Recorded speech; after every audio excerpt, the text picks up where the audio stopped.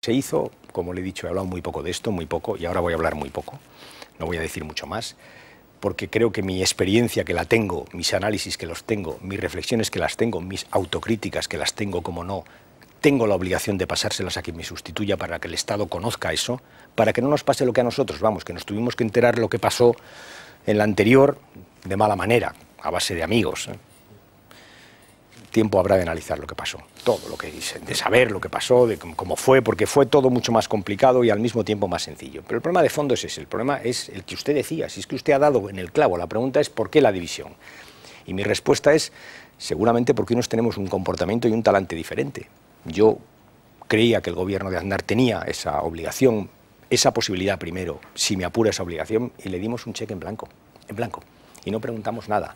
Y confiamos ciegamente en lo que pasó. Y después, cuando ETA empezó a matar, le dijimos, aquí nos tenéis. Y fuimos juntos a los entierros, aguantándonos las lágrimas. Pero la ciudadanía tiene la impresión, buena parte, o una parte importante de los ciudadanos tiene la impresión de que sin esa negociación, por ejemplo, Acción Nacionalista Vasca no estaría ahora en los ayuntamientos. No se hubieran presentado a las elecciones.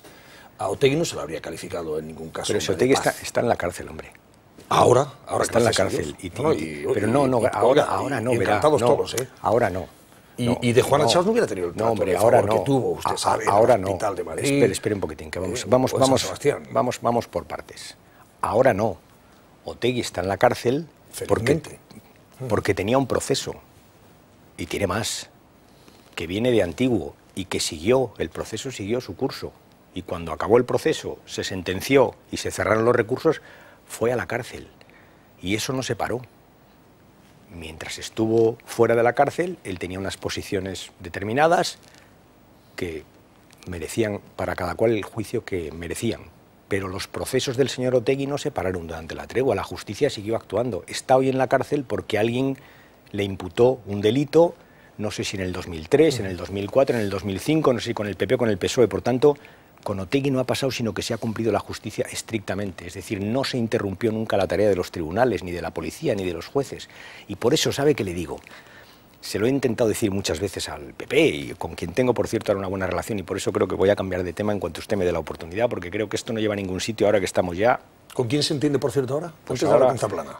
Pues ahora me entiendo con quien me pone el señor Rajoy. ¿Quién es el interlocutor ahora? Que se lo diga a él, ¿no? Pero lo tengo. El Estado, cuando no cambia las leyes, cuando mantiene la presión, cuando mantiene el trabajo de policías y jueces, no arriesga. Por eso le decía, cuando veamos esto en perspectiva, yo confío en que si las cosas van como espero que vayan, yo confío en que al final ETA se dé cuenta de que ha perdido una oportunidad más, y que la democracia no da oportunidades eternamente a los asesinos, más bien al contrario, ha perdido probablemente la última oportunidad. En ese sentido le pregunto, ¿tiene usted alguna duda de que la única forma de derrotar a ETA es policial y judicialmente? Yo lo que creo es que ETA hoy, después de lo que hizo, se ha cerrado todas las puertas. Le voy a explicar por qué. ¿No se va a negociar más con ETA? Yo creo que no. Yo creo que ETA lo que tiene que hacer es acabar unilateralmente con la violencia, y se acabó. Se acabó. En otras palabras, renunciar a intentar conseguir ninguna cosa a través de la violencia. Yo creo que eso es lo que necesita el país y lo que ETA no tiene más remedio que hacer. Y cuanto antes lo haga, mejor. Le voy a decir, durante los años 80, es que claro, la historia de la democracia es muy larga, ¿no? Durante los años 80 los partidos discutimos afanosamente sobre cómo acabar con este conflicto, y llegamos a un acuerdo, todos los partidos, eso incluye al PP, sobre que algún diálogo habría que hacer con ETA. Eso sí, el Estado tenía que cerrar, tenía que hablar en ausencia de violencia, y por tanto tenía que haber una tregua indefinida, permanente, definitiva. En fin, tú no te puedes sentar con unos señores que están pegando tiros. El Estado no puede hacerlo. Y entonces apareció Ajuria Enea y se establecieron unas condiciones que más o menos son las que se han venido siguiendo después. El señor Aznar, digamos, dialogó en esas condiciones. Nosotros lo hicimos en esas condiciones. ¿Cuál es el problema que ha tenido este proceso? Pues que ETA ha roto la tregua a través de una bomba sin romperla. Es decir, que ETA realmente ha roto su palabra, si se puede hablar de palabra en el caso de ETA. La tenía, ¿en qué sentido? En el sentido de que cuando decía una tregua la hacía. Y es verdad que hasta la T4, cuando ETA decía paro, paraba. Ahora ya ni siquiera eso. Dijo que paro y puso una bomba. Y eso se ha cargado cualquier posibilidad de diálogo en el futuro, porque se lo digo de otra manera. ¿Quién se va a creer ahora a ETA si ETA dice voy a parar? No se la va a creer nadie. Por eso le digo que solo tiene una oportunidad, una, que es renunciar unilateral y definitivamente a la violencia. Después del golpe de Burdeos, que evidentemente tenemos que felicitar a nosotros en general y por supuesto a las fuerzas de seguridad del Estado, ¿se ha vuelto otra vez a organizar esta banda? ¿Se sabe si tiene una nueva cúpula dirigente? Vamos a ver, yo tuve una intervención en el Congreso y probablemente su pregunta va por ahí. Todos los expertos dicen que ETA tiene, digamos, sus recambios y que, como toda organización terrorista, detrás de cada persona de ETA con responsabilidades existe alguien capaz de sustituirle cuando esa persona es detenida. Y en ese sentido es en el que yo dije, es razonable pensar que quienes han caído en Burdeos en una excelente operación de la Guardia Civil y de la Policía Francesa, aunque es verdad que más de la Guardia Civil, permítaseme que lo diga porque es así, es razonable pensar que en el esquema de trabajo de ETA tienen ya su sustituto. Lo que pasa es que es verdad que el sustituto nunca es igual que el que ha sido detenido. Y en ese sentido tenemos que esperar a analizar qué pasa en ETA después de la detención de alguien tan importante como López Peña. ¿Qué pasa? Pues hay que esperar. Y eso es un poco lo que quise decir. Primero, no hay que felicitarse como usted hacía. Segundo, hay que decir que es una detención muy importante, sin duda lo es. Y la prueba es que la propia ETA lo reconoce, hace un comunicado y de una forma un tanto insólita, porque no lo suele hacer, reconoce en el comunicado que el Estado ha detenido a militantes y a dirigentes, con lo cual está diciendo que efectivamente el por qué lo hace, pues la Guardia Civil tiene su análisis, la policía también, yo prefiero no entrar ahí, pero es verdad que lo hace. Por tanto, es una caída muy importante, son dirigentes muy importantes. ¿Eso va a cambiar en ETA algo? Vamos a esperar. En todo caso, todavía tiene capacidad de matar. Y de hecho, al fin de semana siguiente nos ha puesto una bomba en una empresa. Por tanto, no podemos bajar la guardia ni lanzar las campanas al vuelo. ¿Es un golpe importante? Lo es. Hay que felicitarse, seguro. Pero esa misma tarde hay que decir, cuidado, cuidado, cuidado, que esto no ha acabado, ni muchísimo menos. Eso es un poco lo que quise decir con esa intervención que usted digamos, glosaba en su pregunta. Bueno, y Ibarretxe, señor ministro, ¿se va a salir con la suya? Pues no. ¿Va a celebrar ese referéndum en octubre? Tampoco. ¿Ustedes saben que ahora mismo si hubiera elecciones, yo creo que si usted es consciente de ello, si hubiera elecciones ahora mismo en el País Vasco, no tiene ninguna duda de que ganaría el Partido Socialista de Euskadi, ¿verdad? No lo sé. Y que el PNV sabe también que con Ibarretxe, vamos, tengo la impresión, se va a la oposición, pero de todas tengo la impresión de que solo piensa más. No va a hacer referéndum. No lo va a hacer. No lo va a hacer. Pero por una razón muy sencilla, porque no lo puede hacer. Vamos a ver, la democracia tiene unas reglas y unos mecanismos para garantizar que esas reglas se cumplen. Igual que yo mañana no puedo decidir por el consejero de Interior de la Policía Vasca cosas de la Policía Vasca que le corresponden a él. No podría decir mañana cuáles los servicios prioritarios que debe hacer la Policía Vasca. Me diría, oiga, usted se está metiendo en lo que no es suyo. Ciertamente no podría hacerlo. Podría hacer un decreto y un tribunal me diría ilegal.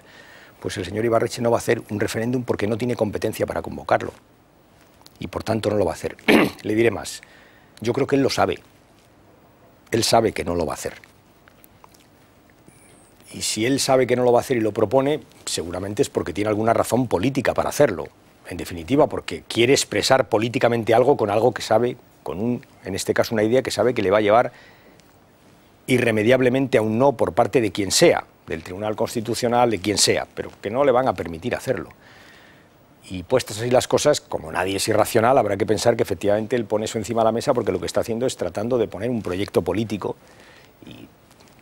y ha elegido este camino seguramente porque este camino le permite visualizar, como se dice ahora, escenificar que tiene un no del Estado y yo creo que de eso él pretende sacar algún rédito electoral.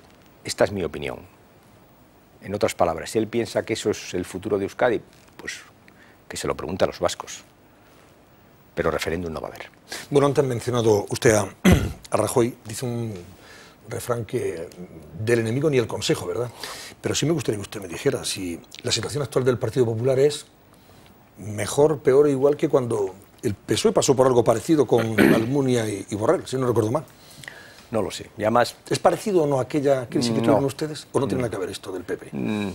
No, tiene algunas similitudes. Siempre cuando se pierden unas elecciones, en unas circunstancias, le iba a decir, aparece la miseria, con perdón. Le diré en todas las facetas de la vida. Es decir, oye, yo soy muy aficionado al fútbol, como sabe todo el mundo. Cuando acaba una liga y no has ganado, pues inmediatamente pues hay movimientos de tropas, ¿no? Por tanto, no tenemos tampoco que magnificar según qué cosas. Es normal que una organización que se plantea un objetivo, en este caso un partido, gana unas elecciones y no las gana, pues si las pierde, pues haya lógicamente una revisión de lo que se ha hecho. En fin, esto entra dentro de lo que yo llamo normalidad democrática, ¿no? Es cierto que en el PP hay más líos quizá de los que uno pensó que pudieran existir, probablemente, pero en fin, yo creo que los partidos debemos ser muy respetuosos con los otros partidos. Yo creo que en estos meses no he hecho ninguna declaración sobre el PP y no la voy a hacer. Pienso que tendrán un congreso y resolverán los temas y me cuesta comparar un partido con otro, somos muy distintos, aunque es verdad que los dos teníamos una crisis postelectoral, digamos, ¿no? Que la nuestra era un poco diferente. La nuestra era una crisis también de liderazgo, se marchó Felipe, ¿se acuerdan? En fin, todo eso. Bueno, también hay un problema de liderazgo con Aznar, pero en fin, creo que son cosas distintas. Ahora, creo que hay que verlo en esa lógica, la lógica de una derrota electoral que lleva una reflexión interna en un partido y... En cualquier caso, ¿ve usted a Rajoy en 2012 disputándole la presidencia del gobierno a Rodríguez Zapatero? No lo sé, creo que es una decisión que tiene que tomar el PP, no lo sé. Yo creo que va a ganar el Congreso, pero ni soy un experto en el PP ni le he dedicado mucho tiempo a eso. Pero en fin, por los amigos que uno tiene, que los tiene en el PP, y por las cosas que a uno le dicen los amigos, yo creo que Rajoy va a ganar el Congreso y si eso le abre una perspectiva y una expectativa de llegar a las elecciones del 2012 como candidato, pero me parece que es muy difícil de predecir en este momento, ¿no? ¿Qué lectura hace de la legislatura que estamos empezando ahora mismo, teniendo en cuenta que la crisis económica puede ser, en fin, un factor bastante importante a tener en cuenta? Bueno, hay una cosa no desdeñable que es este tema del PP. Yo creo que según cómo acabe el Congreso del PP, la legislatura tendrá un desarrollo u otro, por tanto, por una razón muy sencilla, porque la oposición también marca una forma, un timing, una agenda, no solo el gobierno, y eso va a influir sin duda. Y luego, pues, es una legislatura que efectivamente ha empezado con una situación económica de desaceleración pronunciada. ¿Usted cree que es crisis o desaceleración? Me da igual, yo creo que es un debate, como todos los debates de etiquetas, me da igual, se lo diré de otra manera. Crecíamos al 3,8% y este año al final vamos a crecer al 2%. Vamos a crecer la mitad de lo que crecíamos. ¿Cómo le llama usted eso? A mí me da igual, pero la realidad es que vamos a crecer la mitad y que nuestro PIB va a crecer la mitad, va a haber menos ingresos, que va a haber más desempleo y eso va a suponer más gasto. Por tanto, estamos ante una situación económica distinta. Las alegrías que tuvimos hace un año cuando crecíamos al 3,8 no nos la podemos permitir cuando crecemos al 2. Esa es la realidad. Y por tanto, el presupuesto público hay que ajustarlo y si la gente cree, y yo creo, en el equilibrio de las cuentas públicas. Yo creo que el déficit, no hay que demonizar el déficit, y es verdad que el déficit puede ser un instrumento de crear riqueza si se utiliza en el momento oportuno, pero a mí me gustan mucho los equilibrios. En definitiva, me gusta mucho gastar lo que tengo y me parece que ese es un buen criterio, y si creemos que eso es así, pues habrá que hacer, por ejemplo, unos presupuestos mucho más ajustados que los del año pasado y con menos alegrías y apretarnos todos un poco el cinturón. O sea, que no triunfe la brigada del gasto, vamos. Yo fui de esa brigada. Claro, usted fue en educación, ¿no? En otro sitio. También, me cuesta decirlo. Primero, ¿no? No. Por cierto, ¿van a subirle el sueldo? Perdóneme, Interior es la gran brigada del gasto. Tenga usted en cuenta que en el Ministerio del Interior hay en este momento trabajando pues del orden de 160.000 personas. Es, por tanto, el grueso de la administración del Estado. Por tanto, yo soy el gran gastador.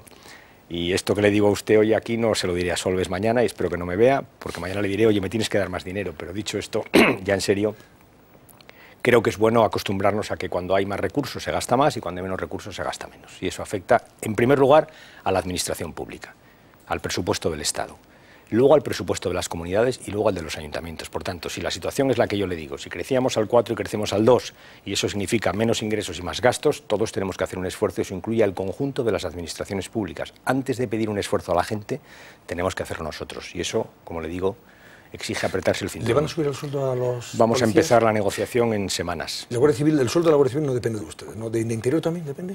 O sea, no, eso no va por defensa, sino por Interior. Y va a negociar también con ellos, Sí, ¿no? para que usted se haga una idea, de Interior dependen 3 grandes colectivos que trabajan conjuntamente y que tienen tratamientos, digamos, salariales parecidos. Son Policía, Guardia Civil y Prisiones. ¿No le parece injusto? Prisiones, por cierto, donde hacen un grandísimo trabajo los funcionarios de prisiones, porque tenemos muchos presos en España y están trabajando muy duro.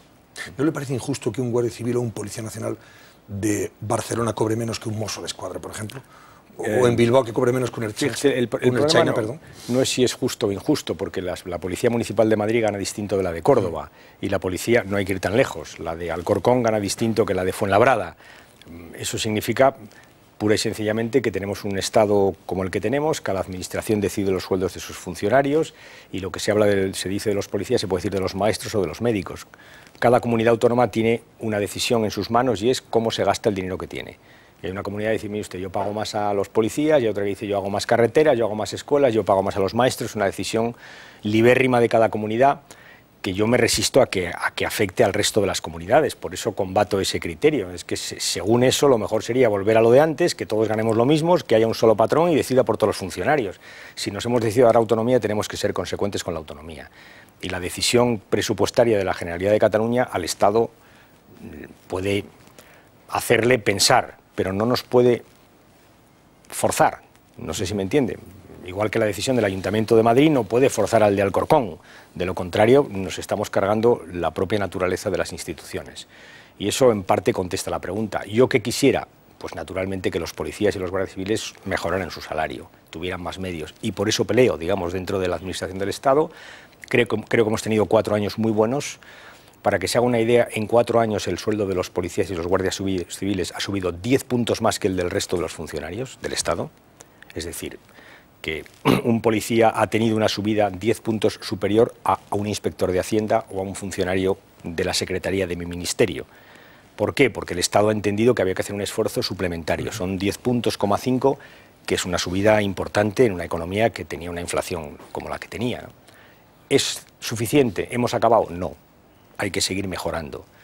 ¿Qué ritmo llevamos o llevaremos? El que podamos en función de la circunstancia económica. No es lo mismo los 4 años que hemos tenido antes que los de ahora, pero vamos a seguir haciendo un esfuerzo.